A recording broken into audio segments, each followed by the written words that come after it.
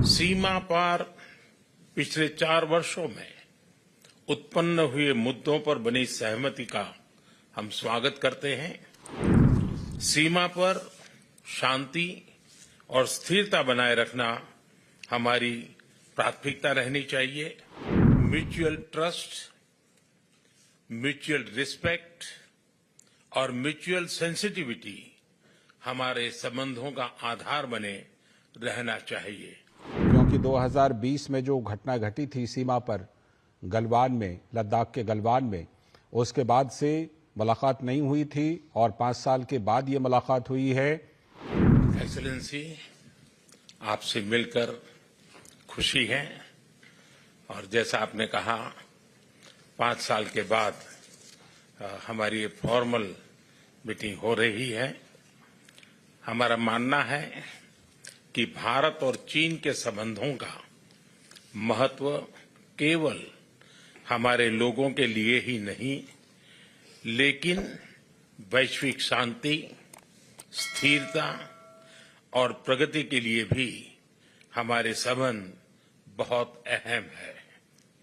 Excellency, सीमा पार पिछले 4 वर्षों में उत्पन्न हुए मुद्दों पर बनी सहमति का हम स्वागत करते हैं। सीमा पर शांति और स्थिरता बनाए रखना हमारी प्राथमिकता रहनी चाहिए।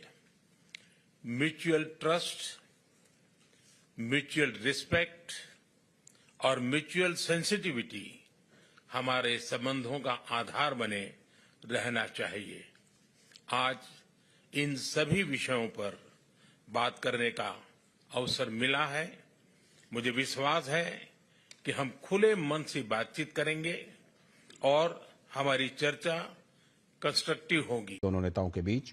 तो इस मायने में भी ये काफी खास है क्योंकि 2020 में जो घटना घटी थी सीमा पर गलवान में, लद्दाख के गलवान में, उसके बाद से मुलाकात नहीं हुई थी और 5 साल के बाद ये मुलाकात हुई है।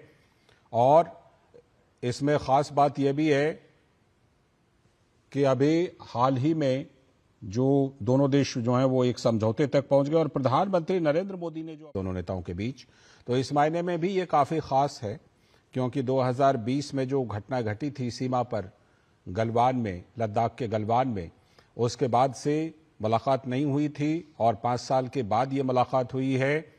और इसमें खास बात यह भी है कि अभी हाल ही में जो दोनों देश जो हैं वो एक समझौते तक पहुंच गए और प्रधानमंत्री नरेंद्र मोदी ने जो Subscribe to Midday India.